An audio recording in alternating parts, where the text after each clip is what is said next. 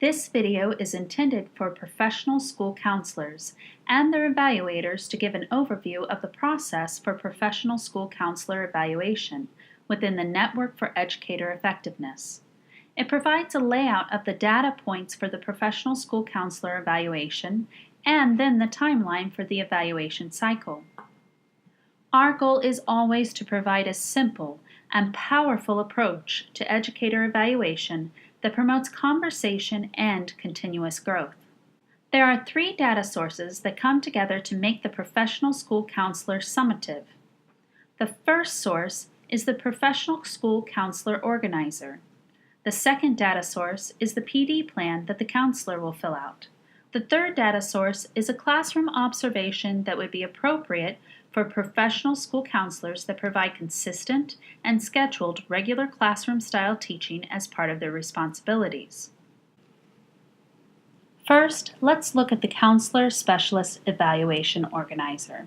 That organizer is on the data tool for the professional school counselor in the My Organizers button on the navigation bar.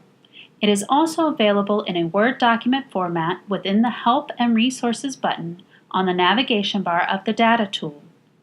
The professional school counselor organizer will be used to gather evidence from the professional school counselor on the elements within that organizer.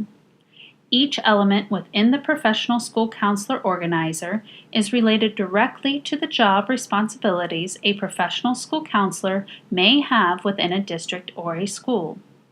The organizer consists of 8 elements total. It is a district's choice as to how many elements that a counselor provides evidence for and which of those indicators they provide evidence for. The PD plan for the professional school counselor is exactly the same as it is for teachers within the Network of Educator Effectiveness. It should be treated the same and implemented and discussed using the same process. The professional school counselor should align their PD focus on an area of need based on student data or reflection of their professional practice around the major functions of the professional school counselor position. The third data point is classroom observation data. This will be most appropriate for settings where content is being taught by the professional school counselor in a regular, scheduled manner. A custom classroom observation template could be created for the professional school counselor to focus on specific behaviors important to the content delivery needed for the skills that the counselor is teaching. The number of observations will be dependent on the time spent by the professional school counselor presenting material to students. Let's now take a look at the process of evaluation. The process and the timeline of the evaluation cycle play an important role. Each data point should be associated with a conversation between evaluator and the educator at multiple times throughout the year. Conversations should occur after each observation. Those conversations should occur prior to the beginning of the professional development plan or evaluation organizer. Also, at a mid-cycle point to check in on the progress of those organizers, and at the end of the cycle before the evaluation organizer and/or professional development plan are scored. At the beginning of the school year, the professional school counselor and supervisor meet to preview the professional school counselor evaluation organizer to determine which elements will be part of the annual review. Professional school counselor can complete the pre-implementation portion of the PD plan and submit to their supervisor for approval. The professional school counselor will begin to add evidence in the professional school counselor evaluation organizer in the elements to be part of the annual review. Once the pre-implementation portion of the PD plan is approved by the supervisor, the professional school counselor can begin their PD activities. Classroom observations will start and continue throughout the fall. The professional school counselor will continue to add evidence in the organizer in the elements to be part of the annual review.